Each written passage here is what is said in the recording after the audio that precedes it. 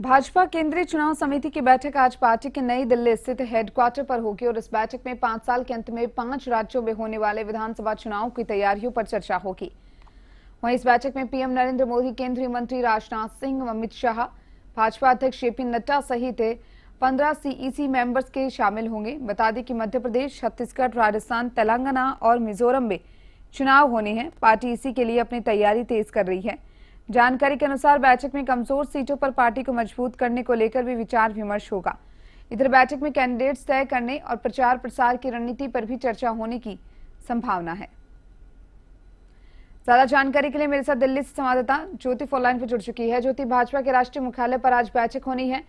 आने वाले चुनाव को लेकर बैठक काफी महत्वपूर्ण मानी जा रही है, क्या कुछ पूरी जानकारी?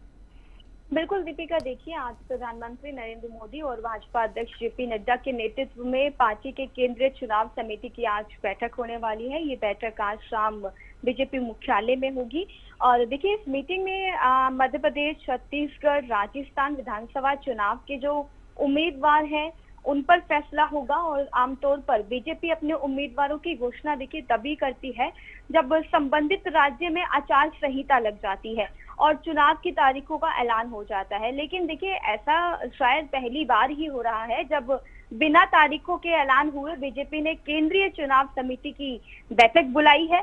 और देखिए खास तौर पर इस बैठक में जो डिस्कशन होगा वो मध्य प्रदेश और छत्तीसगढ़ में बीजेपी के जो कैडर है उसको किस तरीके से मजबूत किया जाए। लेकिन इसके बावजूद भी देखिए ऐसी कई सीटें हैं जिन पर बीजेपी कभी नहीं जीती है और कई सीटें ऐसी हैं जिन पर बीजेपी पिछले चुनावों में बहुत कम अंतर से हारी है, या फिर देखिए ऐसी सीटें हैं जिन पर बीजेपी पहले कभी एक बार जीत चुकी है।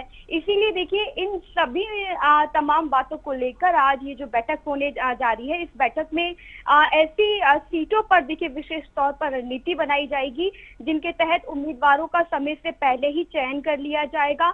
और वहीं देखिए इसमें डी और सी ग्रेड की सीटों पर जो चुनावी तैयारियां हैं उनके निर्देश भी इस बैठक के बाद दिए जा सकते हैं। इससे बीजेपी के जो कैंडिडेट्स हैं उन सीटों पर देखिए तैयारी और अपने लिए माहौल तैयार करने के लिए इस तरीके से उनको एक पर्याप्त जो समय है वो भी मिल जाएगा। वहीं देखिए एमपी की करीब 60 से 70 सीटों पर इस बैठक में मंथन किया जा सकता है। छत्तीसगढ़ में देखिए अभी बात करें तो कांग्रेस की सरकार है और ऐसे में कांग्रेस की सरकार और राजनीतिक जो परिस्थितियां हैं अभी कांग्रेस के पक्ष में जाती हुई दिखाई दे रही है छत्तीसगढ़ में। इसीलिए इन दोनों ही राज्यों के कार्यकर्ताओं के साथ आम जनता भी देखिए वहां पर एक्टिव है और इसके लिए बीजेपी ने पहली बार चुनाव समिति की मीटिंग समय से पहले ही बुलाकर अपनी एक विशेष रणनीति है देखिए उसको अमली जामा पहनाने का काम जो है वो आज से शुरू कर देंगे। और इसके साथ ही इस बैठक में बात करें तो देखिए पीएम मोदी और जेपी नड्डा देखिए इनके साथ ही तमाम जो वरिष्ठ नेता है वो इस बैठक में मौजूद रहेंगे।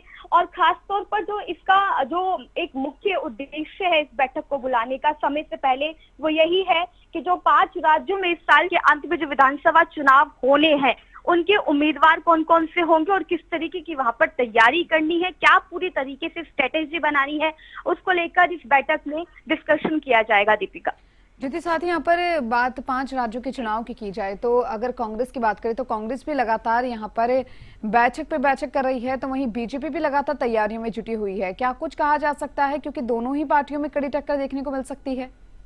बिल्कुल, देखिए 5 राज्यों के अगर हम बात करें तो देखिए राजस्थान, छत्तीसगढ़, मध्य प्रदेश, मिजोरम और तेलंगाना, इन 5 राज्यों में चुनाव है जहां पर देखिए मध्य प्रदेश में अभी बीजेपी की सरकार है, मिजोरम में भी है और तेलंगाना में भी है।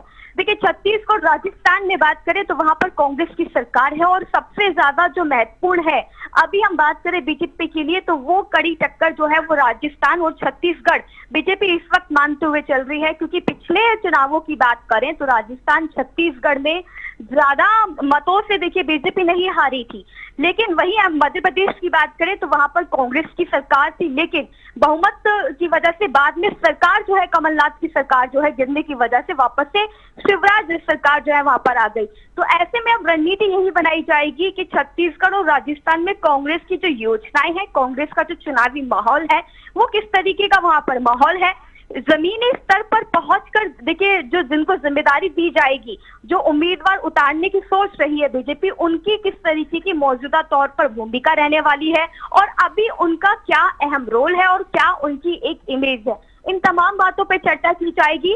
और तभी आगे जाके कि जो स्ट्रेटेजी है, एक प्लानिंग और प्लॉटिंग है, उसके बाद ही उसी के बिहाफ पर ये पूरी तरीके से प्लानिंग की जाएगी। और क्योंकि देखिए, जब खुद पीएम मोदी के नेतृत्व में ये बैठक हो रही है, तो पीएम मोदी खुद एक एक उम्मीदवार को बखूबी तरीके से परखेंगे, तब जाकर उसे जमीनी पर चुनावी मैदान में उसे उतारने की पहल करेंगे। दीपिका, बहुत बहुत शुक्रिया ज्योति आपका तमाम जानकारी को साझा करने के लिए।